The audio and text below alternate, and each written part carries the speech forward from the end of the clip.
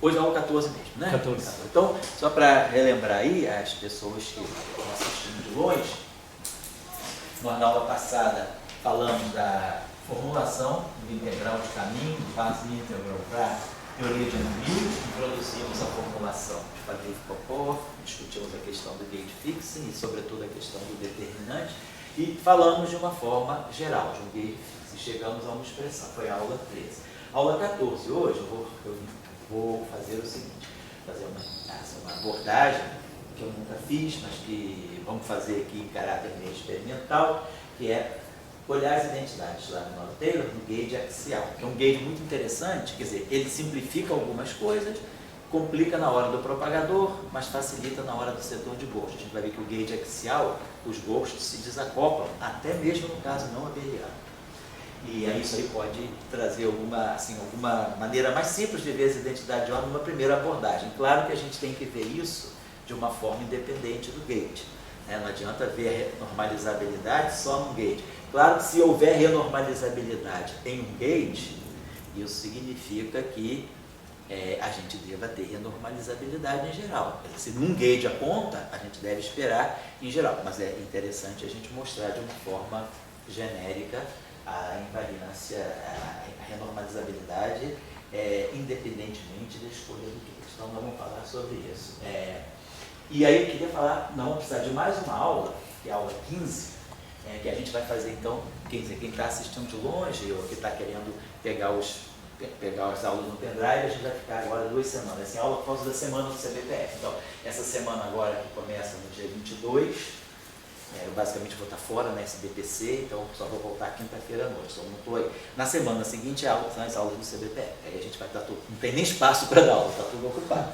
E depois na semana do dia 5 de agosto, se Deus quiser, a gente faz a aula 15 na semana do dia 5.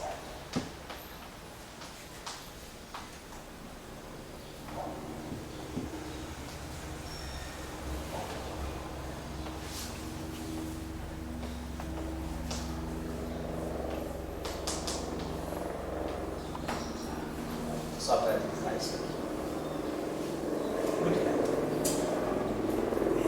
Pessoal, tá aí outra coisa, eu já, que vocês tinham falado, né, que eu fiz, então, só para avisar para quem pode estar interessado de longe, a gente vai estar abrindo um curso de supersimetria nesse semestre. Houve alguns pedidos, né? Então a gente vai fazer o seguinte, eu vou já pedir para a Beth registrar o curso às sextas-feiras de 2 às 4. Mas aí as aulas vão ser dadas alternativamente com o curso de teorias efetivas 2.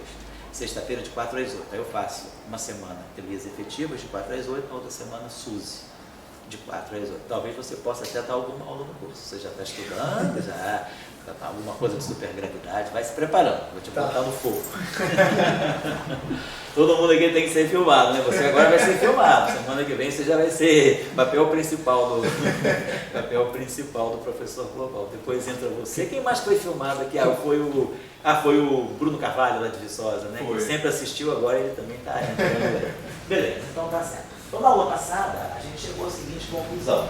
Numa teoria de Young-Mills, nós entendemos a formulação de Faddeev-Popov, de como eliminar o infinito do grupo, né, que aparece na integração sobre todas as configurações de campo, e nós chegamos a uma expressão final do gerador funcional das funções gerais, né, que seria o seguinte, a teoria de Young-Mills pura, sem matéria. Né? Então, a gente integra sobre todos os campos de gauge, tá legal? Aí, primeiro, o gauge fixe. Então, aqui aparece a função delta de Dirac, de um gauge fixe, que a gente está chamando de F, que depende, né, do potencial do gauge. É esse gauge fixe aqui que é crucial. Aqui aparece o famoso determinante de Faddeev-Popov, que é o determinante desse operador aqui. Vamos botar assim, aparecer, deixa eu botar assim. Desse operador aqui.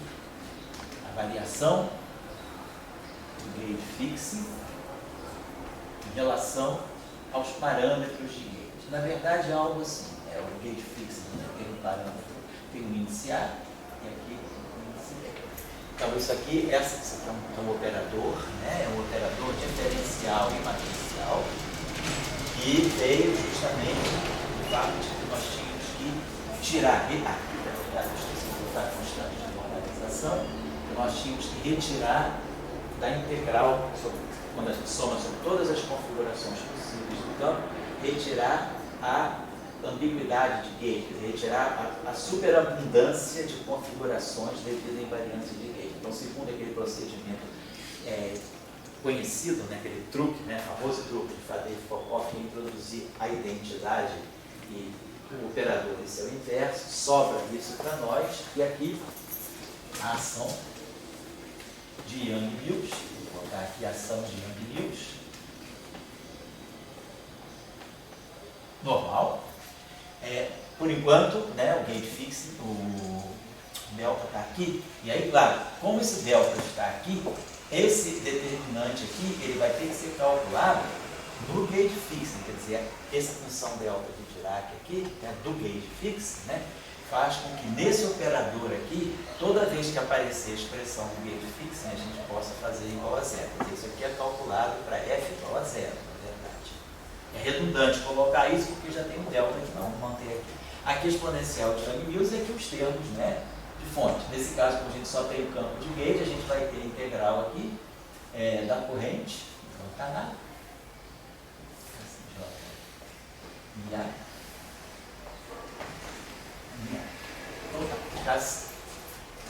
Essa expressão final, chamada expressão, a gente pode até, se quiser, colocar aqui, né, só para ressaltar, de Faddeev-Popov.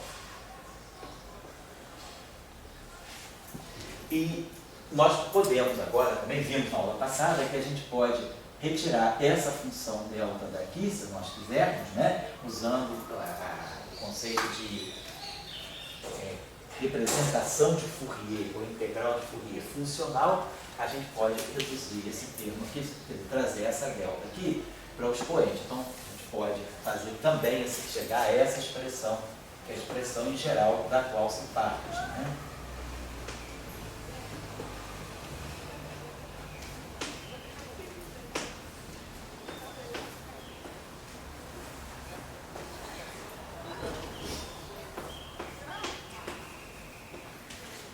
Deixa aqui o determinante.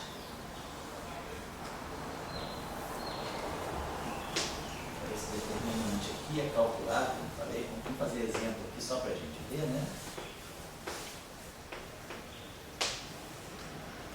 Calculado no gauge fixing, e aí aqui a gente coloca a ação, a gente coloca a ação de Yang-Mills, né?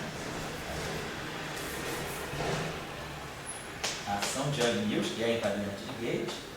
Aí o termo que é importante, que é o termo de gauge fixing, então aqui vai aparecer o termo, e pode botar aqui sobre 2, geralmente eu coloco assim.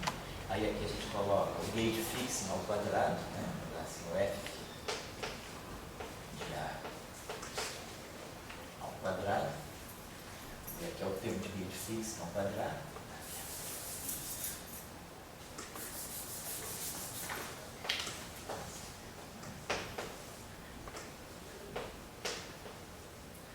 A gente vai colocar 1 sobre 2π, e aqui o gauge fixing F ao quadrado, e aqui o termo de fonte.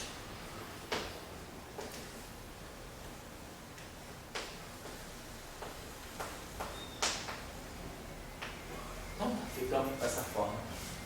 Na aula passada a gente falou do gauge convencional, que é o gauge covariante, o gauge de Lorentz. No gauge de Lorentz, a expressão desse gauge fixing aqui, né, é aquela expressão conhecida, né, dmi a mi. Tá?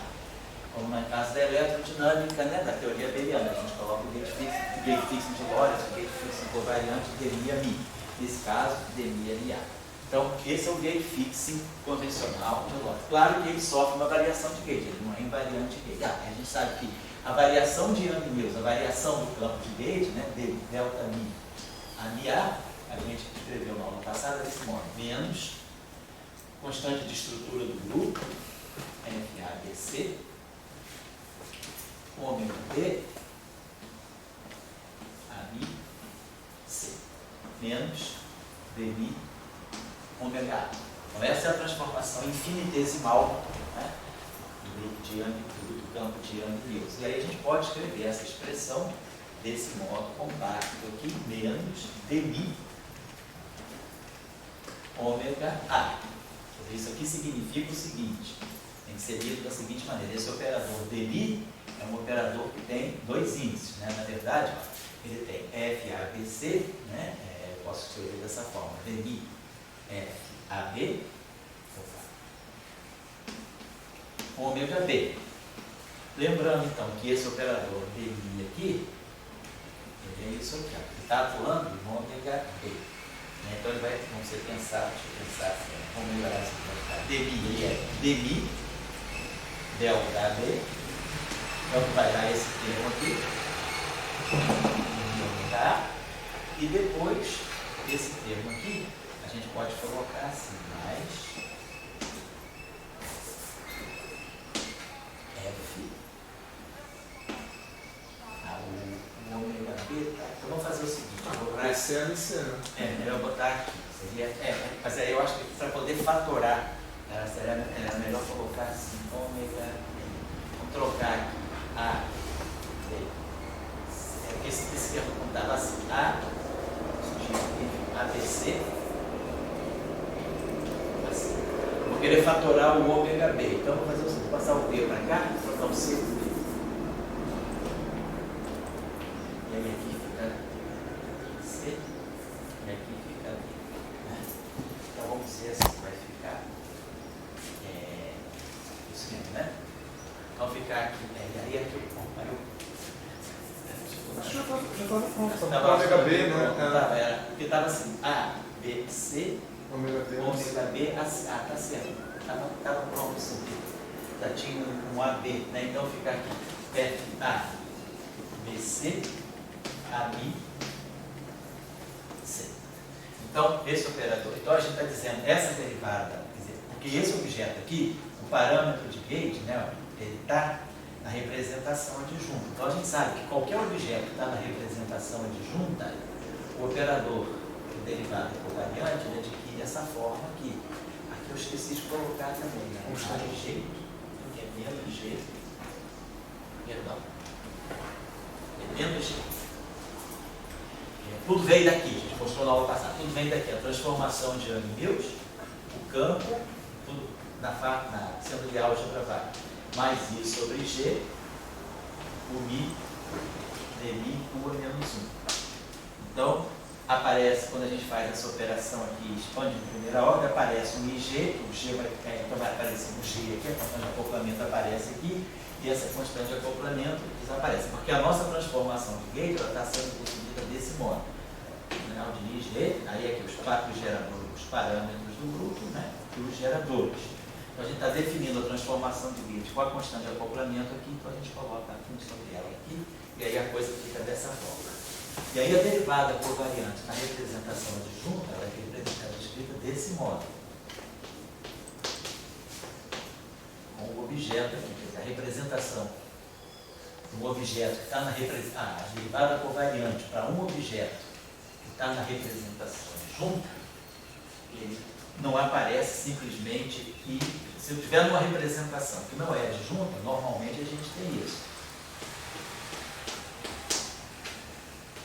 I atuando no objeto, mais I, G, a Mi, A, GA, e aí, para mim, A, GA, no caso, pode colocar essa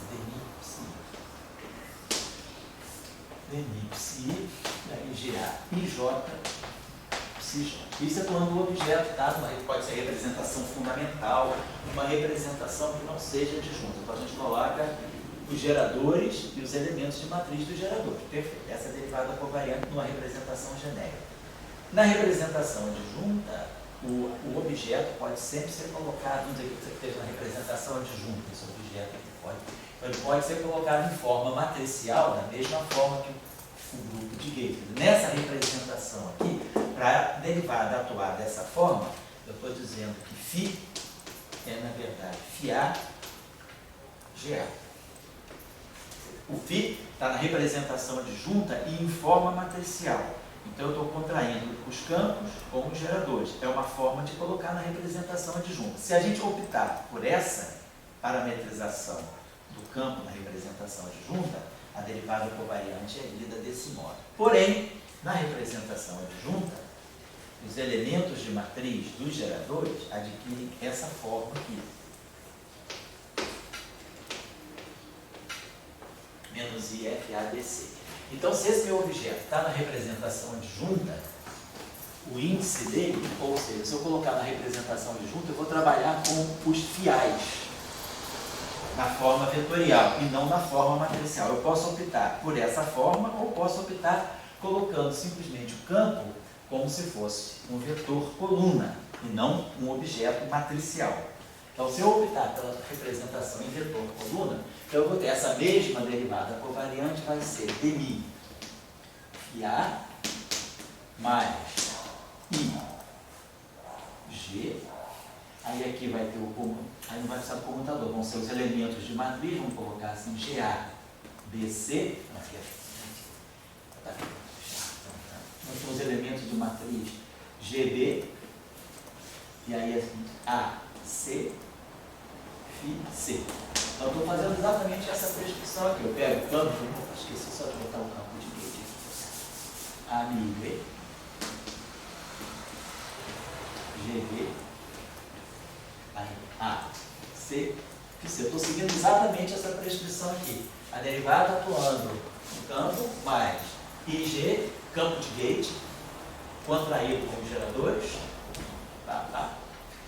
e aí elemento de matriz, AC, só porque como eu estou na representação adjunta, o índice I coincide com os índices de gerador. É isso aqui. Aí eu vou usar aqui o fato de que na representação adjunta, esses elementos de matriz aqui são menos I, F, B, A, C. E aí o menos I, o I dá 1, e eu rearranjo, troca a ordem na constante de acoplamento, e aí a gente ganha exatamente essa expressão aqui. Vai ficar I por menos I dá 1, então vai ficar, deixa eu apagar isso aqui, já está ficando complicado, deixa eu apagar isso aqui, já foi usado, isso aqui foi usado. Então, só para recapitular, se eu optar pelo campo na representação adjunta, escrito em forma matricial, na representação adjunta o campo pode ser caráter vetorial, quer dizer, como se fosse um vetor coluna, ou eu posso contrair esses vetores coluna com os geradores e definir um que a gente chama um campo, que seria, a gente chama de álgebra válida, que toma valores na álgebra de Lie. Contrai cada campo com gerador, forma essa forma matricial. E aí a derivada covariante entra com esse computador aqui. Se eu não, então, que é o normal que a gente faz. Se eu não optar por isso, optar por essa representação, então eu vou seguir aquilo que está lá em cima. Seguir exatamente o padrão geral da derivada covariante. Estou chamando a atenção disso, porque às vezes as pessoas, já tive vários casos de pessoas que tinham dúvidas sobre essas duas coisas, né? Porque, assim, se você vai para a representação adjunta, a única informação que você pode colocar diferente é essa aqui. E aí vai ficar I menos I dá 1. Então isso aqui vai ficar G. Aí vai ficar FBAC. E aí nós vamos ter AMIB, FIC. Mas aí trocando esse sinal, trocando essa ordem aqui, vai ficar FABC, eu boto o sinal menos aqui. E aí por isso que aparece o menos, né? Então na representação adjunta, essa derivada covariante assume essa forma. Dmi FA menos G FABC AMIB C. Então é por isso que a gente está usando essa representação aqui. É só que, claro, paramos de gauge, né? Aqui. Só tem um sinalzinho aí que Um sinal quando você colocou aí embaixo, você está usando o FABCM-C, ali você usou o FABCM-B. Aí vai dar uma diferença no sinal para poder ficar certo, compatível com o sinal de mais. Que eu botar aqui, né? Quer dizer, aqui se eu trouxer. Ou na de cima, trocar o. Mas aí eu tenho que ter cuidado com o seguinte: peraí, se a gente está mantendo isso aqui, né? Vamos colocar isso aqui. Quer dizer, porque aqui eu botei um sinal menos global, né? Tá certo, tá certo. Aqui tá certo. A gente botou assim, menos, essa derivada covariante, eu estou definindo assim, dmi delta B. Tá ok.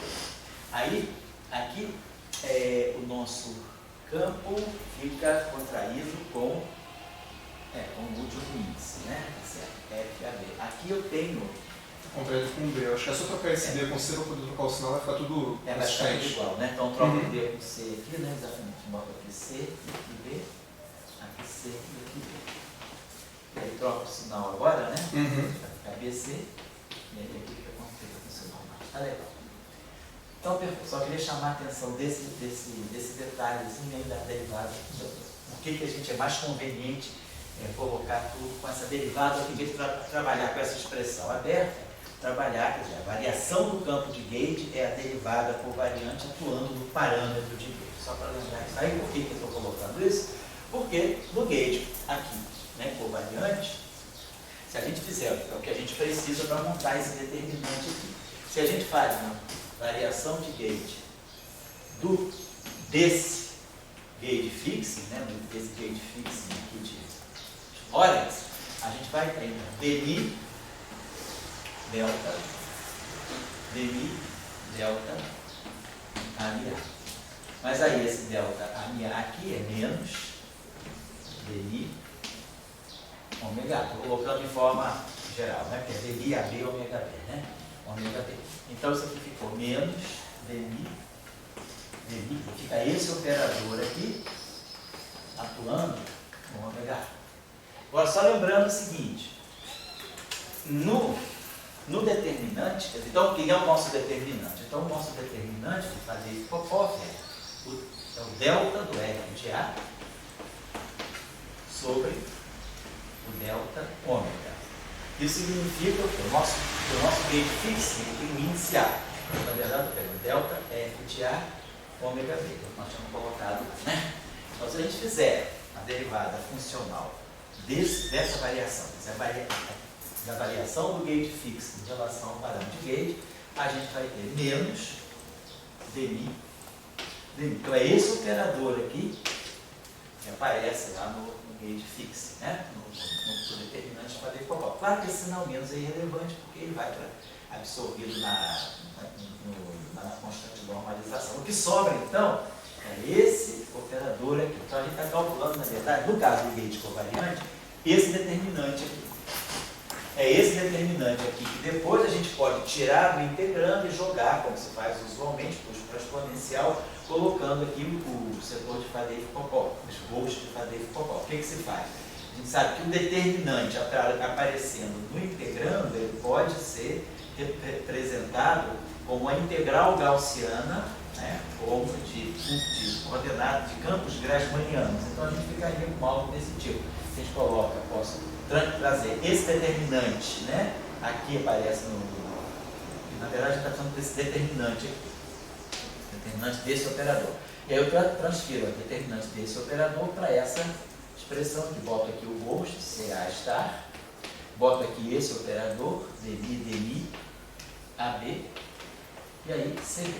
Então a gente ganha os campos de Faddeev-Popov, introduz eles na ação, junta a ação de Yang-Mills, mais a ação do gauge fixing, mais a ação dos ghosts, integrando nos ghosts, a integral funcional no CA, que aí eu acrescento aqui a integral em C star e C, e aí, claro, realizando a integral em C star e C, eu ganho o determinante no integrando. Essa aqui é o procedimento.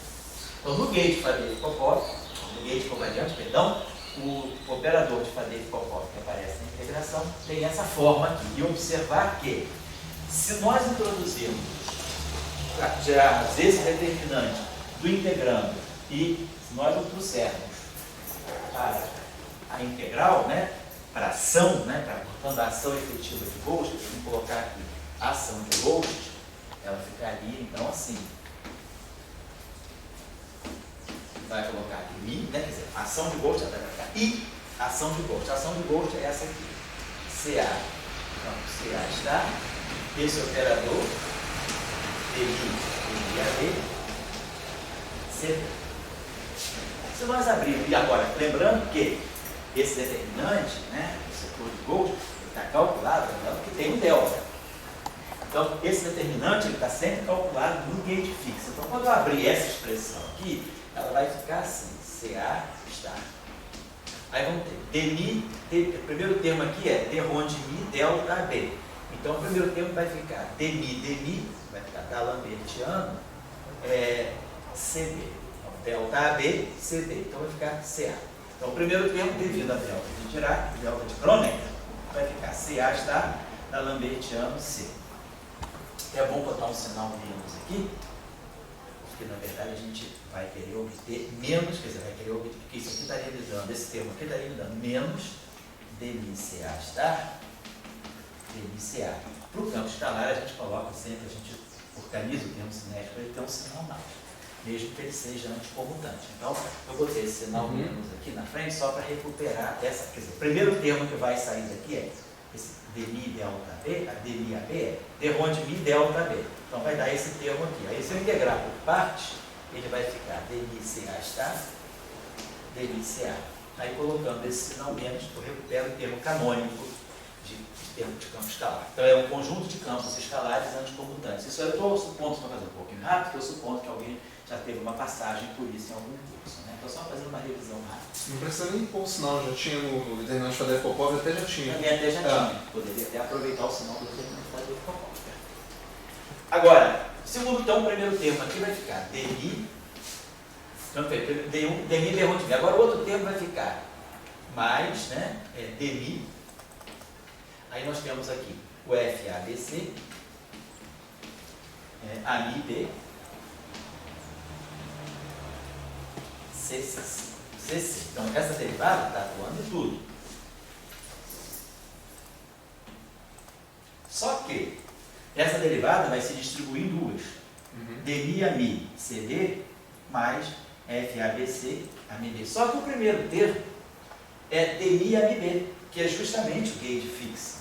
Então, no determinante, na ação de Young-Mills, eu não posso fazer isso, eu só posso fazer isso no termo de Ghost. No termo de Ghost, eu posso usar a condição de gauge. Então, quando eu abrir essa derivada em duas, vai aparecer o dmi AMI-B vezes CD, vezes o C índice C, mais AMI-B dmi C índice C. Aí aqui eu uso o gauge fix, esse termo aqui desaparece. Então a ação de Ghost ela vai ter só dois termos. O termo cinético dos Ghosts mais um termo do tipo campo de Ghost, campo de gauge, constante aqui eu preciso colocar o G. Vai ter constante de acoplamento, a constante de estrutura. Aí vamos ter o campo de Ghost CA star, o campo de gauge A, Mi, B, e uma derivada C, dmi, do C. Então vai aparecer, esse é o vértice que dá a interação Ghost-gauge. É uma derivada só atuando no Ghost e o campo de gauge. Claro, o campo de Ghost tem dimensão, como é um campo escalar, ele tem dimensão 1, 2, 3, 4. Então a dimensão canônica está ok, é um vértice de dimensão 4. Então mantém a constante de gauge como sendo uma constante de acoplamento adimensional. Então está ok. Então essa, só queria chamar a atenção que no gauge fix, né, quer dizer, no determinante de Faddeev-Popov que leva ao setor de Ghosts, a gente tem o direito de usar a condição de gauge fix. Eu não posso usar na ação de Young-Mills. Na ação de Young-Mills vai aparecer, tipo Maxwell, por exemplo, aparece esse termo assim, F', Então aparece dmi-AMI menos dmi-AMI. Pegando só a parte livre de Young-Mills. Dmi-AMI menos dmi-AMI.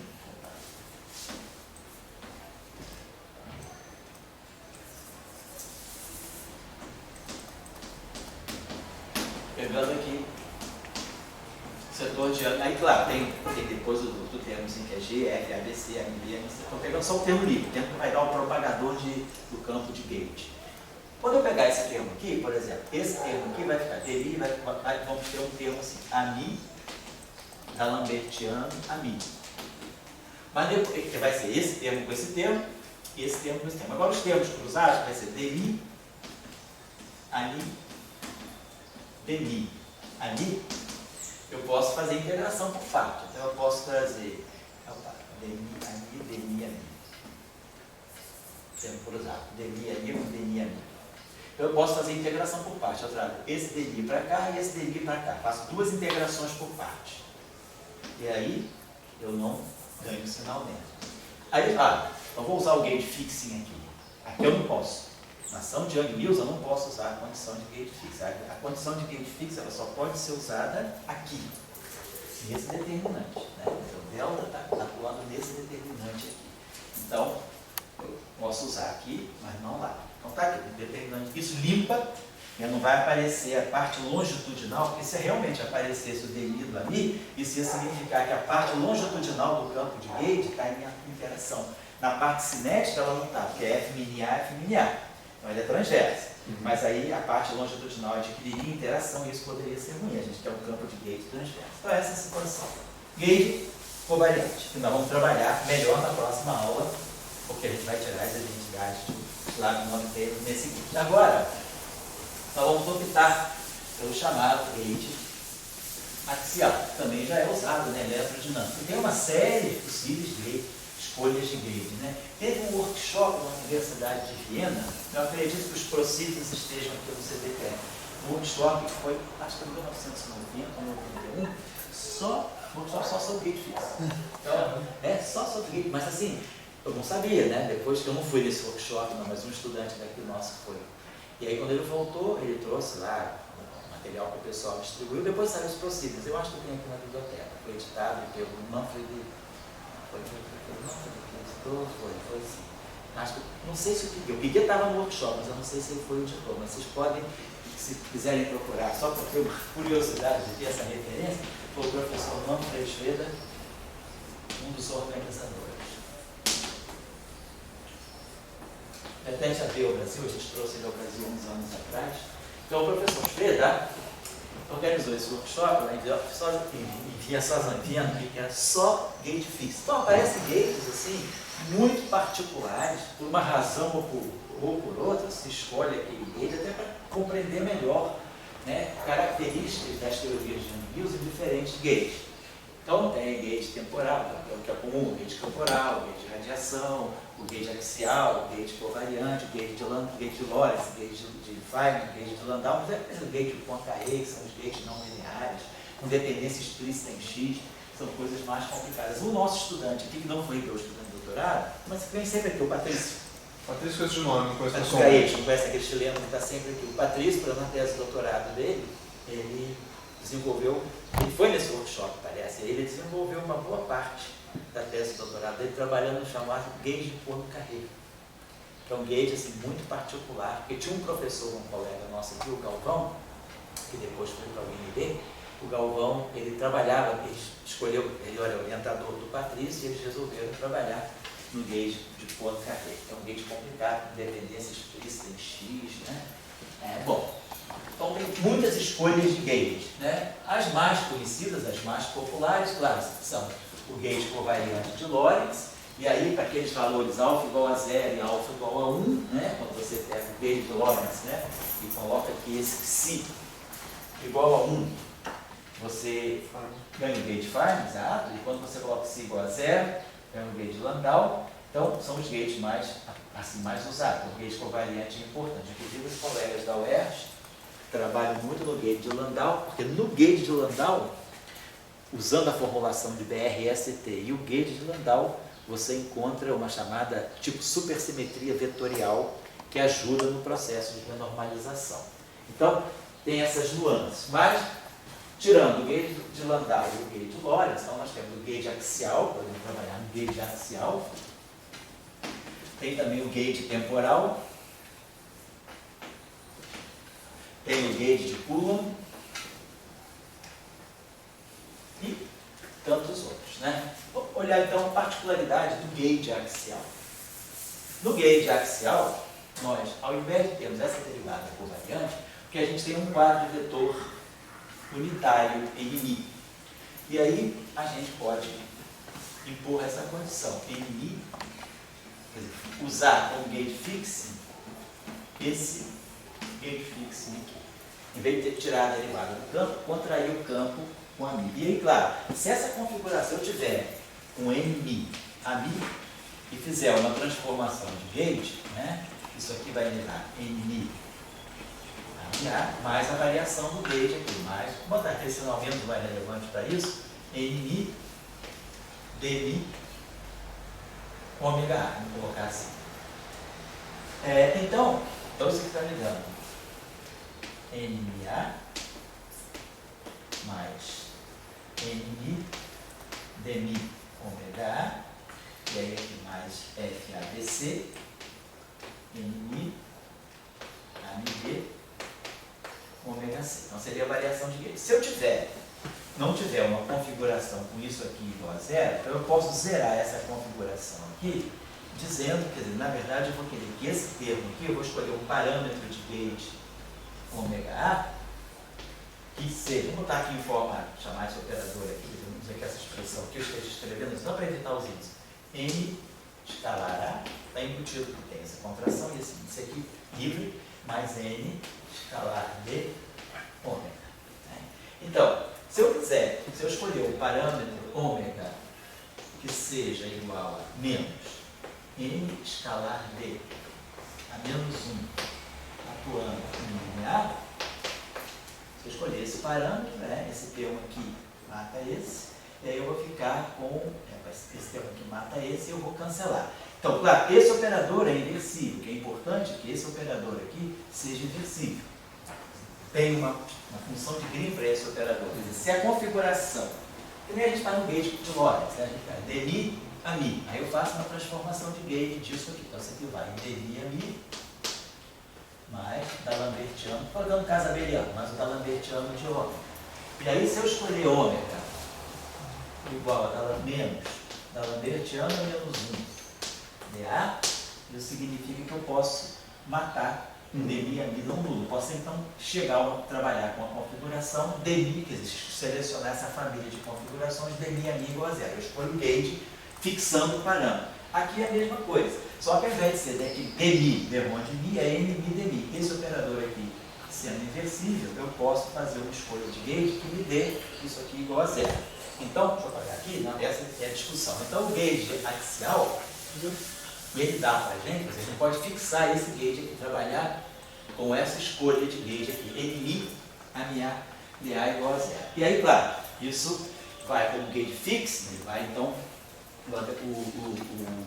o termo de gauge fixo, a ação de gauge fixo, a parte da fatoria ali, que está no integral de caminho, mas a ação de gauge fixa, ela vai ficar 1 sobre 2π, vou botar aqui a Lagrangiano de gauge fixa. Então, o Lagrangiano de gauge fixa vai ficar 1 sobre 2π, n escalar A ao quadrado, entendendo que é nmi a mi, quer dizer, isso aqui é isso aqui, esse quadrado é isso aqui, nmi a mi, nmi a mi.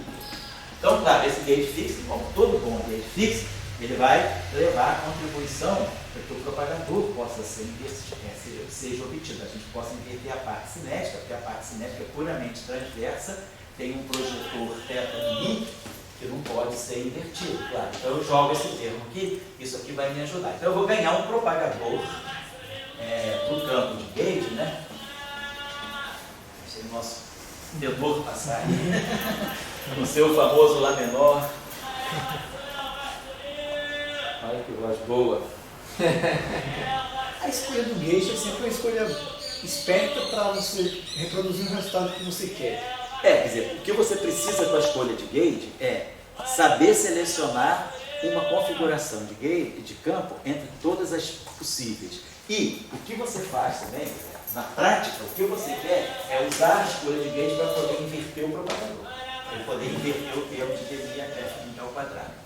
Então, agora, você tem que ter qual é o critério para você ter uma boa escolha de gauge. Uma boa escolha de gauge é tal que, se você impuser uma condição, se você tiver um funcional no seu campo de gauge, que não é zero. Então, você fazendo uma transformação de gauge em cima disso, você pode sempre escolher o parâmetro de tal maneira a fixar isso aqui igual a zero. Se você conseguir, quer dizer, no fundo você precisa sempre saber se você consegue inverter essa equação, fixar o parâmetro em função da própria configuração de gauge. Se você conseguir fazer isso, você tem um bom gauge fixo, claro, ele vai depois te ajudar a inverter o propagador.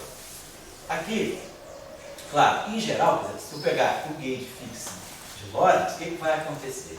Eu vou introduzir esse termo, tá certo. E aí, quando eu jogar esse termo, o gauge fixo de Lorentz, dmi ali, eu jogo ele também, e aí, claro, eu vou fazer exatamente igual na QED, porque esse termo aqui é quadrático em A, então inverto o propagador. Muito bem. Agora, o resíduo que o gauge fix deixa está aqui. Isso aqui é que é importante. Isso aqui é que vai me dizer o campo de gauge interage ou não, quer dizer, a partir do gauge fix. Então, se eu agora escolher esse gauge fixing aqui, então vamos lá. Vamos ver como é que fica o determinante de Faddeev-Popov. Então, o determinante de Faddeev-Popov eu tenho que pegar o delta, né, quer dizer, que a gente vai pegar a variação do gauge fixing em relação ao parâmetro de gauge. Então, a variação do nosso gauge fixing vai ser NI DI, vamos dizer assim, AB, ômega B. E eu vou ter que, então isso aqui é o meu delta gauge fixing. Eu vou variar isso aqui em relação ao ômega C. Então, pela derivada funcional, isso aqui vai dar NI DI AB, bom, na verdade, como está somando DI AC, né? Assim, e delta, claro, delta de x menos y, né? Derivada do ômega B, que é um ômega B de x e que é um ômega C de y. Né? Então, basicamente é isso aqui que dá para a gente. Delta está sempre implícito nessa derivada funcional. Muito bem. Bom, o que é importante? Isso, nesse caso do gauge, isso no caso do gauge Lorentz, né? Como nós fizemos. No gauge axial, é a mesma coisa. Nós vamos pegar a variação do gauge fixing. Então vai ser a variação, vai ser delta do gauge fixing, no caso, delta de n escalar A sobre O. É isso que a gente está fazendo. Então essa variação aqui vai ficar n de ômega, variando em relação a ômega. Então, ômega vai dar o delta de Dirac, e aí a gente vai ter determinante termiônico, determinante de Faddeev-Popov, então determinante do delta F ômega B. Posso até omitir os is aqui, né, só para ficar simplificado, mas vai ser basicamente isso aqui para a gente. Vai ficar N, que é o quê? Que é N D. Então, isso aqui é o tempo que depois vai modular os gols, vai ser modulado pelos gols. Mais N escalar A,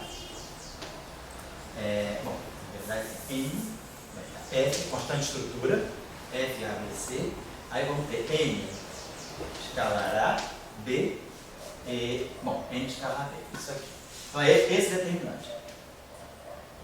Bom, e aí se eu colocar os ghosts, né, que vai colocar um C star, e aqui vamos colocar um C, estou tirando agora, né, tirei o determinante, do determinante a gente joga isso para ação sob a forma de uma ação quadrática nos gols. Então, integrando nos gols, claro, então o determinante. Aí o que a gente faz, então vou botar aqui C star, então o lagrangiano de ghosts, né, botar aqui. Então, nesse gauge, né, então quer dizer, no gauge axial, o lagrangiano de ghost, ele vai ficar C star N escalar D, C. Claro que isso aqui a gente está entendendo. É CA star NI DI AB CD. Esse aqui é o lagrangiano de ghost. Então, isso que a gente está fazendo aqui, eu vou abrir aí. Então, isso aqui vai ficar CA star NA. Bom, aqui vai ficar DI AB. Vai ficar N escalar D. CA.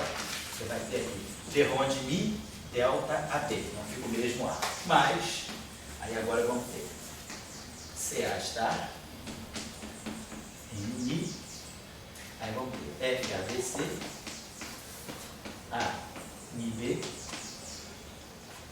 ABC, CD. Tá? Então esse é o termo de interação. Ghost, campo de gauge. Só que, no caso do gauge de Lorentz, aqui era uma derivada. Então, essa derivada não atuava aqui por causa do gauge fixo, dava zero. Mas essa derivada atuava aqui. Então, sobrava para nós um acoplamento derivativo. C está campo de gauge, derivada do C. Agora, aqui, o gauge axial ele me dá direta a condição de gauge, que é zero. Então, o lagrangiano de Faddeev-Popov, ele fica, o Lagrangiano de Bose fica desacopla.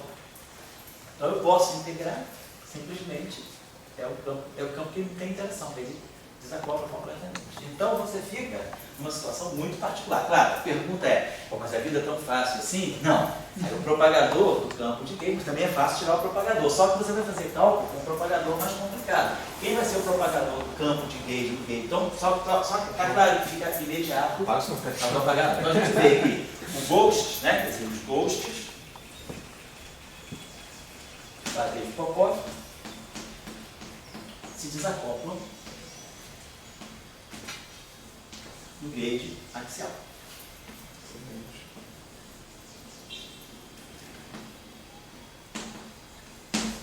Por causa dessa condição aqui. O delta, quer dizer, determinante de Tadeu-Popov, é calculado em cima da condição de Gauge fixo. Você fala determinante fermiônico, me interroga por causa da supersimetria, mas é determinante de Tadeu-Popov. Tá? Muito bem. Então, tirando o determinante do integrando e criando a ação de Gauge, o Lagrangiano de Gauge, eu sigo a prescrição, o operador está aqui, eu coloco ele sanduichado entre os campos de Gauge, e aí a gente vê que a condição de Gauge fixe aparece aonde seria o termo de interação. E aí, nesse determinante, o Gauge fixe pode ser acionado, e aí está certo. Então, os Gauges ficam livres. Então, eu boto no integral de caminho, mas ele sai. Vai para constante, né? Vai para constante, da mesma forma que a gente integrou aquele elemento do grupo, né? Então, na ação. Mas o propagador só fica feio ou a gente perde mais alguma coisa? Não, o propagador fica feio. Covariância a gente ainda tem, né? Tudo bem. Tem. Não, a covariância, você introduziu uma direção privilegiada. A gente perde. Então, você perde a covariância manifesta. De lógica, tudo depende, quer dizer, você fica com tudo dependendo, quer dizer, o teu propagador do campo de Gauge carrega um vetor preferencial aí. Mas a gente não perde totalmente, né? Não, perde só manifesta, né? Só manifesta, mas assim, a álgebra de Lie do grupo de Lorentz é representada. Então, só para voltar aqui, vamos fazer isso aqui, a gente tem o seguinte. Nossa, então vamos dizer assim, o propagador do campo de Gauge, né? Vou botar aqui o propagador, da onde é que ele sai, né? O propagador do campo de Gauge. Sai da parte quadrática, né? Sai da parte quadrática da ação. Lembrando que o F mini, né? Vou botar aqui, né? Gauge axial. Tá? Axial. Então, lembrando que a gente tem menos um quarto, né, no termo de Yang-Mills. F mini A, F mini A. Então, dmi, vou botar A mini A, menos dmi, A mini A, menos G, F A, B, C, A mini B, A mini C. Vezes dmi, A mini A, menos dmi, A mini A, menos G, F A.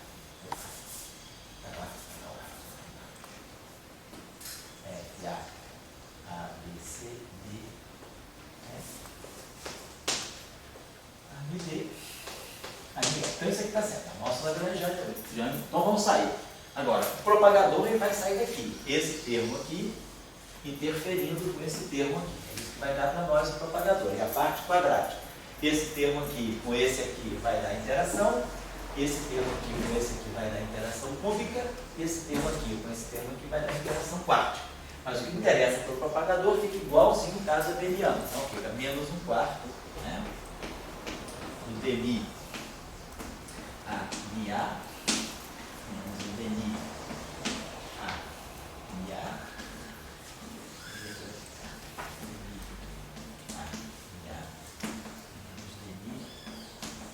e aí o termo de Gauge fixe, mais 1 sobre 2π, aí vamos ter Nmi A mi A, Nmi A mi A.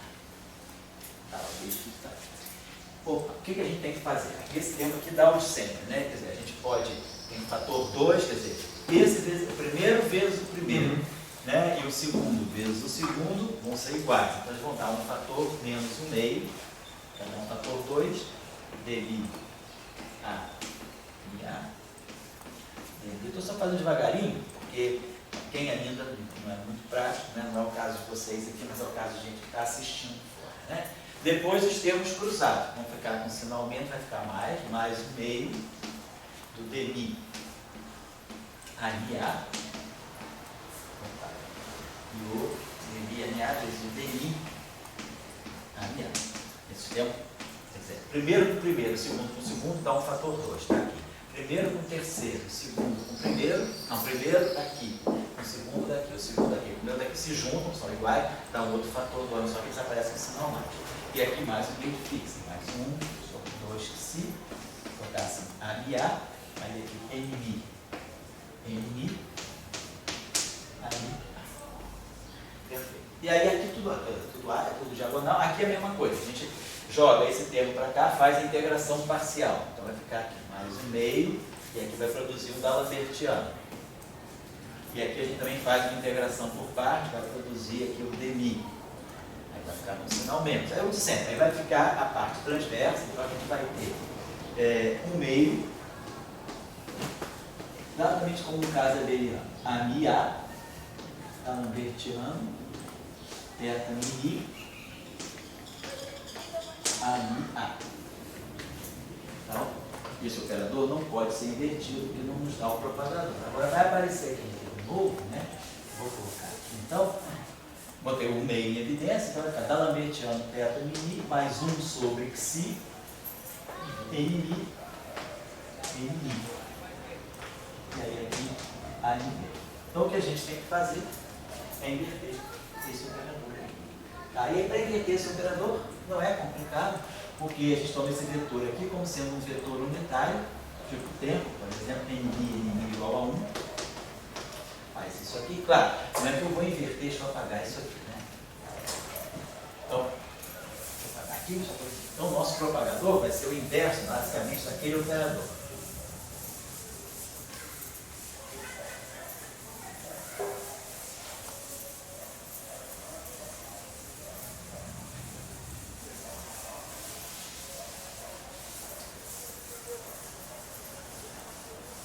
Fazer o seguinte aqui.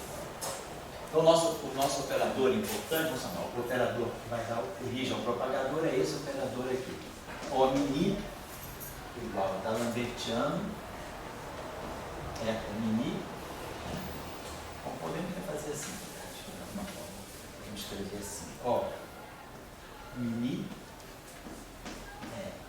D'Alembertiano, mini, inverter esse operador aqui. Mais 1 sobre Xi,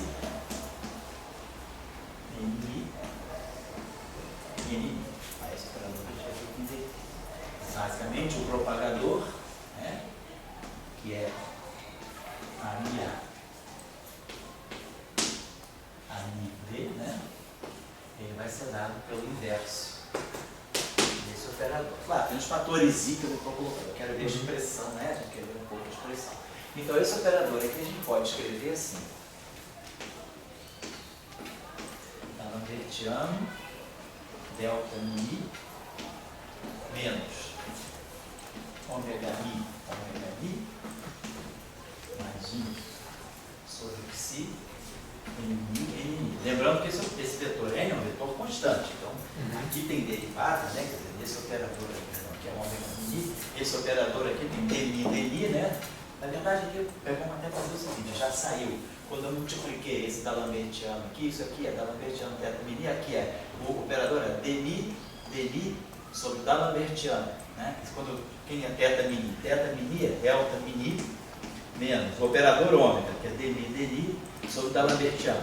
Então, como eu estou colocando esse D'Alembertiano aqui na frente, eu vou D'Alembertiano menos dmi.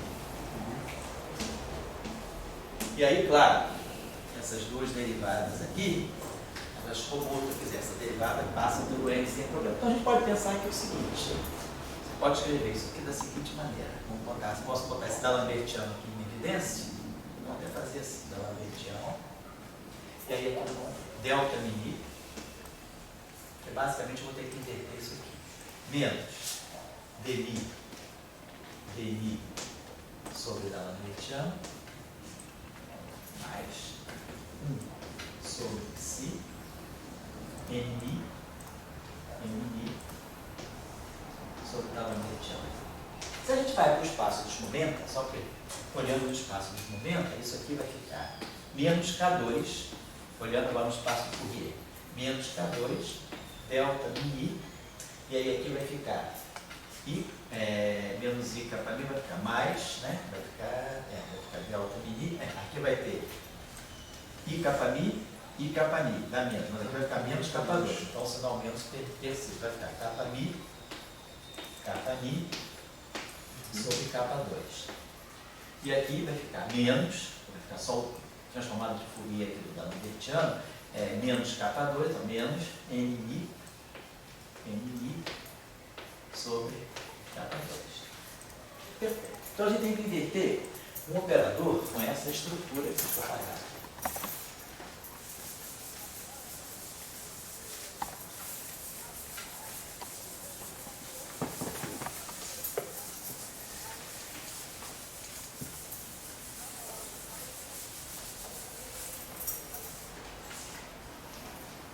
Tá? Então, olha só, como é que ficou a estrutura desse propagador? Ela ficou assim. O operador, vamos botar assim, o operador O ficou delta K2, né? K2, que basicamente não tem problema, ficou com a identidade. Vamos botar o K. O mini ficou K2, aí ficou. Dá uma aqui, o K2, tá certo. Aliás, aqui deve ter ficado menos K2, tá certo, menos K2, tá certo. Então, menos K2, possível, menos K2, aí aqui ficou delta mini, menos. Quer dizer, no final das contas, a gente precisa que o NMI tenha algum pedaço longitudinal para poder conseguir inverter, né? Isso, exatamente. Porque o que vai aparecer, que a hora que eu for inverter esse operador, aqui fica mais ou menos, né? Ficou, Menos. Né? Menos NI sobre K2, né? E eu sobre E o psi na frente, né? Usa o psi na frente. Menos 1 sobre psi, o K2 aqui. Beleza. Então, olha só, esse propagador tem uma forma, quer dizer, que tipo de matriz é essa aqui? É uma matriz que tem a seguinte estrutura. A identidade, né, no espaço de Minkowski, menos esse vetor aqui, escalar, quer dizer, não é escalar, mas é um produto tensorial desse vetor por esse vetor, e aqui menos esse vetor, também tensorial esse vetor. Como é que eu vou inverter esse operador? Eu inverto essa matriz aqui, quer dizer, uma matriz que tem a seguinte estrutura, botar assim, essa matriz tem a seguinte estrutura, 1 menos alguma coisa aqui, vamos dizer, uma matriz 1 menos x, é a identidade menos alguma coisa. Quando eu inverto uma matriz desse tipo, o inverso dela é a identidade, isso aqui é a série geométrica, mais x, mais x2, mais x3, eu vou ter que elevar sempre esses operadores a todas as potências, né?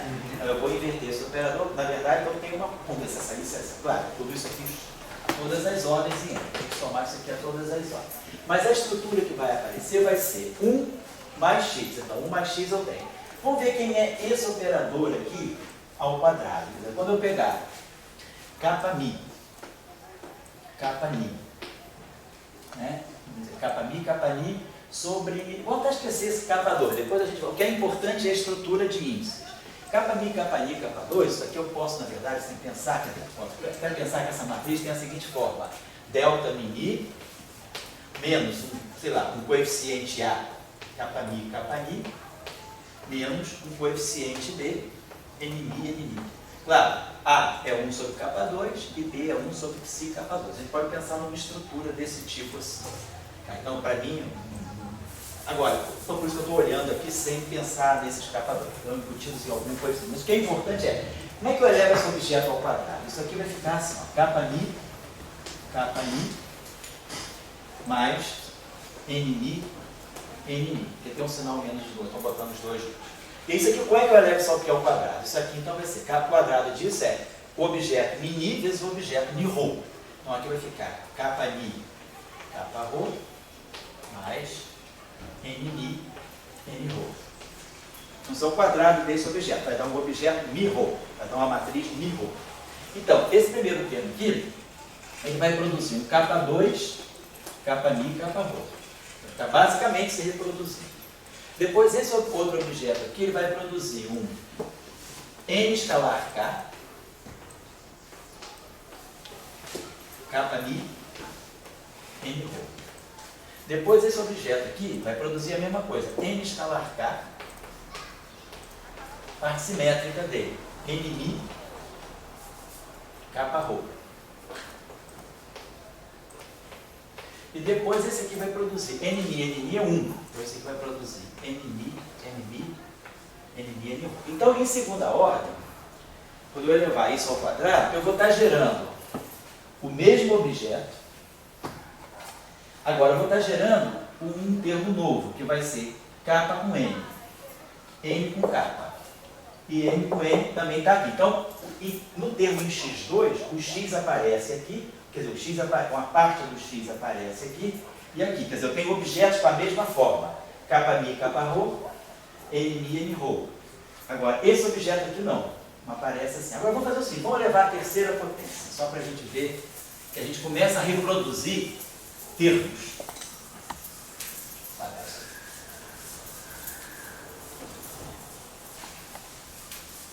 Vamos pegar agora a terceira potência. A terceira potência, claro, é a segunda potência. É K2, Kμ, Kρ, mais N escalar K, Kμ, Nρ, Kμ, Nρ, mais N escalar K, Nm, Kρ, e depois mais Nm, Nρ. N2 é 1. E aí eu vou precisar multiplicar essa terceira potência. Né? μ-ρ vou multiplicar por um ρ sigma. Então vamos pegar o x. Né? Quem é o x, só para lembrar lá, é Kμ, então vai ficar Kρ, K sigma, mais Nρ em sigma. mais Nρ em sigma. Então vamos ver como é que fica a terceira potência. Então quando eu multiplicar esse por esse, eu vou estar produzindo Kμ, Kρ.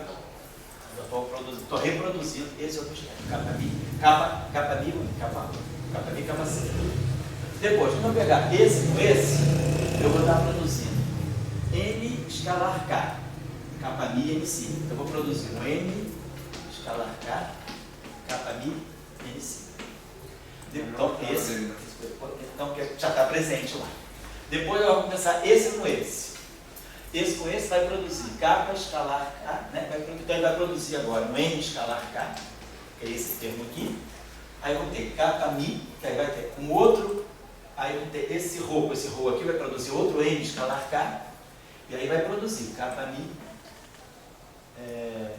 K sigma, né? Bom, esse com esse? Sim. Vai produzir Kμ, K sigma. Então, de novo, Kμ, K sigma está presente. Depois, esse com esse, eu vou produzir um N2, e aí vai ter Kμ, N sigma, que é dessa forma aqui, um K com N.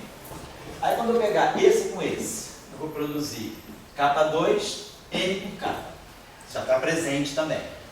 Depois, quando eu pegar esse com esse, eu vou produzir N escalar K, N com N, que também já está presente no operador X.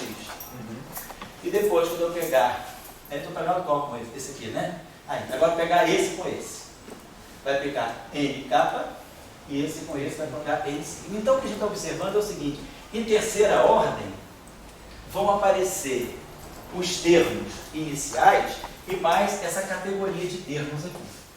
Então, quer dizer, quando eu for somar essa série toda, em segunda ordem, em primeira ordem eu só tinha isso. Em segunda ordem eu gerei termos que eu tinha em primeira ordem, mas apareceram termos novos. K com N e N com K, em forma simétrica. Né? Se eu trocar o Mi com o Rho aqui, né? Coisa simétrica. Depois, em terceira ordem, eu reproduzi tudo que eu tinha em segunda ordem. Então, se eu for para a quarta ordem, eu vou pegar tudo que eu tinha a segunda ordem, vou ganhar, não vou reproduzir nada novo. Então pode truncar. Então, isso, a menos de coeficientes. Então, o que a gente está dizendo é o seguinte, quando eu somar essa série toda, não importa o quão grande ela seja, eu vou ter 3 categorias, eu vou ter 4 categorias de termo. Eu vou ter K com um K, termo. K com N, Isso, K e N com N. Isso, né? K com K, exatamente. K com K, K com N, N com K e N com N. Mas ao invés de somar a série toda, já sabendo que a gente não vai gerar mais nada novo, Isso. nós podíamos parar na terceira ordem? Não, mas aí você não estaria levando todas as ordens em si, por exemplo. Ah, tá. Então, o que a gente pode fazer? Então, a nossa proposta vai ser o seguinte: eu tenho que inverter esse objeto aqui. Tá aqui. Então, vamos fazer o seguinte. Vamos fazer uma coisa mais geral. Coeficiente, né? Isso. Seja lá o que vai somar, Isso. você é coeficiente nessa estrutura de Vamos dizer que eu blocos, tenho, né? exatamente, vamos dizer que eu tenho a seguinte, uma seguinte matriz. Essa matriz aqui, N mini. Vamos definir essa matriz. Delta mini. Mais um coeficiente A, kappa mi, kappa ni. Mais um coeficiente B, N mi, N mi. Nós temos uma estrutura desse tipo para inverter. Então, nós vamos propor o seguinte: M é menos 1, inversa, vamos dizer assim, mi-rho, ela vai ter a seguinte forma. Ela vai ter o delta, vai ter a identidade, que a gente viu, né? Primeiro tem a identidade. Depois nós vamos ter termos assim, x vezes kappa mi, kappa rho. Mais y vezes n mi, n rho. Esse termo é a primeira ordem. Depois apareceu um termo assim, mais um z, kappa mi, n rho, mais um w, kappa ni, n rho, n mi, kappa rho. Só apareceram termos assim. Quer dizer, toda aquela série, ela vai... Então, todos os termos da série vão estar embutidos nos coeficientes x, y, z, que eu não conheço. Não conheço. Mas eu sei que o inverso, se a matriz tem essa forma, o inverso tem essa forma. Então, eu agora vou impor o fato de ser inverso. Uma matriz vezes a sua inversa dá identidade. E aí eu vou ganhar um sistema de equações que vão me dar x, y, z, tá claro o método? Então, o método foi esse, que nós observamos, vou apagar aqui. Estamos tirando o propagador do campo de gauge. Então, nós vimos que para inverter esse operador bilinear no espaço de Minkowski, nós reduzimos, né, tudo a essa forma. Claro, na hora de eu inverter, eu vou ter que inverter, vai ficar 1 sobre K2, e claro, o inverso dessa matriz aqui. Então, nós pegamos uma matriz genérica com essa estrutura. Se eu tiver uma matriz qualquer no espaço de Minkowski, com essa estrutura aqui, e claro, esse vetor N mi, estou tomando o vetor tipo tempo, igual a 1, então eu peguei essa escolha aqui. Então, com essa escolha, se a matriz tem essa forma, a inversa dela eu não conheço, mas eu sei que vai ter essa forma. Então, agora a gente vai impor que M mini vezes N a menos 1 mi-rho tem que dar um delta de mi-rho. Então vamos lá. Então, delta, então vamos lá. Isso aqui, esse vezes esse, claro, vai dar delta de mi-rho. Então, o primeiro termo é delta de mi-rho. Segundo termo, vai ser o termo linear em x, mais x. Aí o delta mi-rho, mini, né? O ni vai virar mi. Vai ficar mais x, kappa mi, kappa rho. Depois o terceiro termo, mais y, n mi, n rho. Mais z, kappa mi, n rho, mais w, n mi, kappa rho. Certo? Só a parte cinética, né?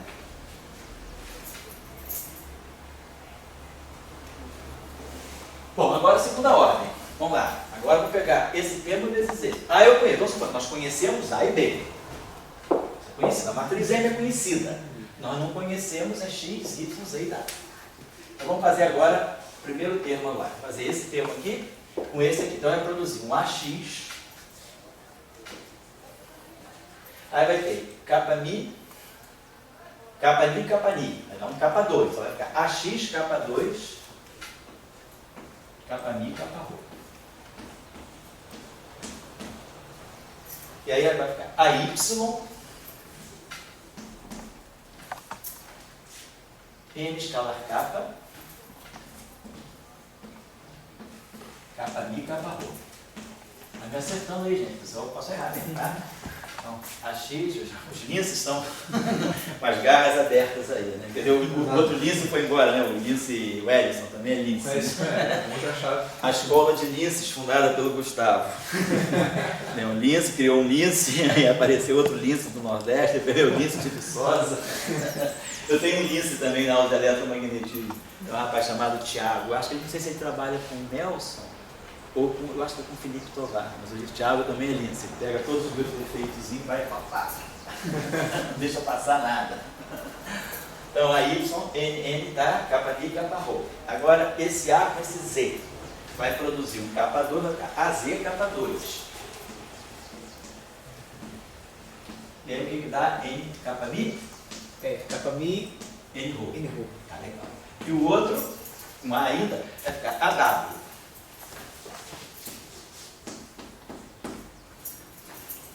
AW, aí vai ficar escalar N. N escalar K, isso. Esse aqui com esse, né? É. Aí vai ficar N escalar K, AW, N escalar K, capa Mi, capa Rho. Vai aparecer um outro capa Mi, capa Rho, é isso? Ou eu errei? Não, Capa Mi e capa Rho. Capa Mi, Capa Mi, capa capa Rho. Rho, tá certo, né? Então, fizemos esse e fizemos esse. Agora vamos pegar o B. Fazendo esse aqui vai ficar B, N, Mi, N, Rho. Saúde, saúde. Tá, B, N, Mi, N, Rho. Não é isso? Agora, esse cara aqui vai ficar N com K e N, Mi, capa Rho, né? Então tá, BX, né? BX, fala aí. N, K, N, Mi, capa Rho. N, Mi, capa Rho. Depois, Mais BY, mais BY, N2. N2 que é 1, né? 2 que é 1. N, Mi, N, Rho. Ah, beleza. E depois, BZ, BZ, N com K, N com capa, N, Mi, N, Rho. N, Mi, N, Rho. Mais BW, De novo N, Mi, N, Rho, né? Tá. de novo N, Mi, N, Rho. BW, N2 que é 1, né? N, Mi, capa Rho. N, Mi, capa Rho. E já tinha aparecido capa Mi e N, Rho também, né? Capa Mi, N, Rho, apareceu. Então, isso tudo isso tem que ser igual a delta. Então, claro, o delta cancela. E aí todos esses operadores são independentes. Então vamos ver, quem é o coeficiente? Vamos marcar capa Mi, capa Rho. Capa Mi, capa Rho. Capa Mi, capa Rho, capa Mi, capa Rho. Lá no final da segunda linha. Capa Mi, capa Rho, não é isso? Aqui não tem, aqui não tem. Aqui não tem, aqui não tem. No Não, final, Não, ali não tem. Tem, no final da segunda linha tem um assim, o AW é em cima de você. Assim. não tem. Aí. Tem outro aqui, sabe? E aqui embaixo não tem, né? Não. Então a gente tem quais são os coeficientes do capa Mi e capa Rho? São X, né? AXK2, AYN escalar K e AWN escalar K. Isso é o que está na frente do capa Mi e capa Rho. Então tudo isso tem que ser zero. Porque do lado de lá eu só tenho o delta. Então não vou apagar isso aqui não, vou apagar aqui. Então vamos montar um sistema aqui. Então nós vamos ter aqui X, não conheço, mais AX, o A eu conheço, o X eu não, então vou botar 1 mais AX.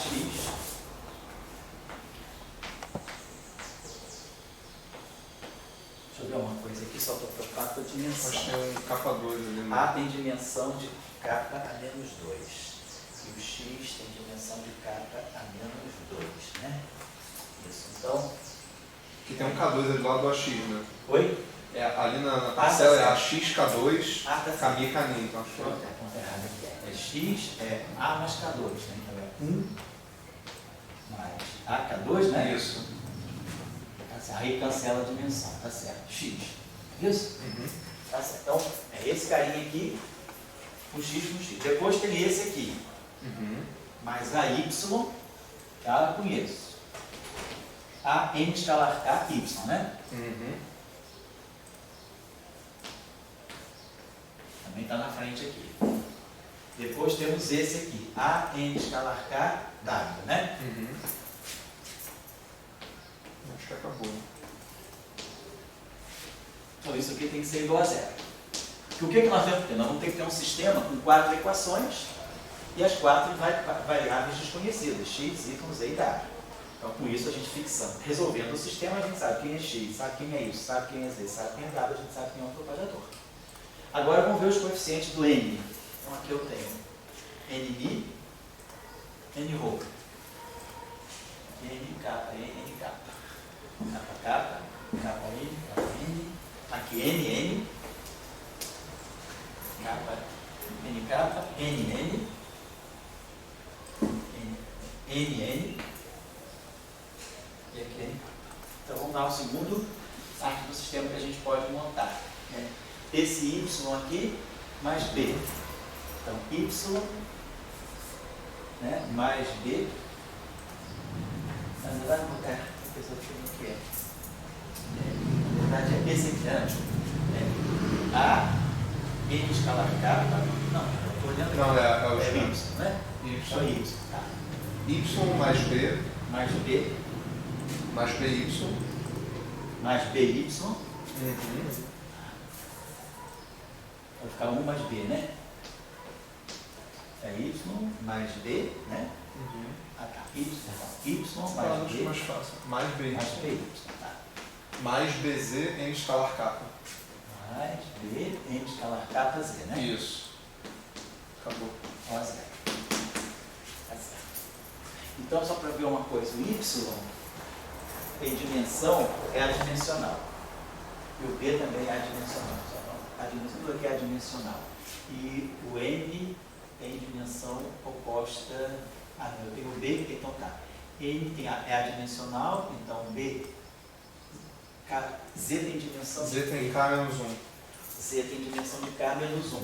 Então Z, K menos 1 cancela esse, e esses dois são adimensionais. Então tá, eu estou consultando a dimensão, porque eu gosto sempre de ver que às vezes a gente descobre erro por causa da dimensão. Mas essa equação, pelo menos dimensionalmente, está certa. Muito bem. Agora vamos ver o termo em Kn, não é isso? Uhum. Vamos pegar aqui esse termo aqui em Kn.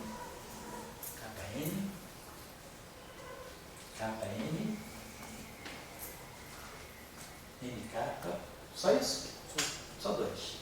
Então vai ficar essa equação aqui ficou Z Kn mais AK2Z. AK2Z, né? AK2Z. Igual a zero também, né? Kn. Então está dando daí a Z igual a zero. Eu acho meio estranho. Estou achando que está meio estranho. Porque se a gente zerar. Bom, vamos ver a outra. Eu acho meio estranho. Bom, vamos ver a outra. Quem é a outra? Desde que a outra DW igual a zero. É legal. Quem é a outra? A outra é a de W, né? É NK, né? NK. Tem algo estranho. Tem algo estranho, né? Não vai dar. Esqueceu de algum fator com Kn. Algum fator com Kn, acho que esse aqui. Então a gente fez. Esse foi esse, olha lá. Vamos ver lá. Esse foi esse, ok. Tem então X, Y, Z e W. Aqui nós não esquecemos nada. Agora vamos ver, a gente tem AX. Está faltando um termo. AX, AY, AZ e AW. AX, AY, AZ e AW. Certo? Zero. Agora, BX, BY, BZ e BW. Que esquisito. Uma delta a gente colocou. XYZW, AX, AY, ZW, BX, BY, o acuro aqui, a gente botou, quer dizer, quando a gente fez o A aqui. Não, cadê o acuro? Pois é, eu acho que quando a gente fez esse A com esse delta, a gente botou? Não estou vendo Capa acuro. Rho. Não estou vendo nenhum acuro lá. Eu também acho que está faltando um acuro aqui. Eu fiz esse com esse. Acho que eu não botei o acuro, que é a capa I e capa Rho, né? Acho que a forma ainda vai contribuir para essa equação. Vamos lá. É esquisito. Vamos ver a capa I e capa Rho. Tá. Esqueci dele, mas de qualquer maneira está esquecido, né? Então ficou esse delta com esse delta a gente fez, esse delta com esse X a gente fez, esse delta com esse Y a gente fez, só para conferir tudo. O delta com o Z. Agora tem 15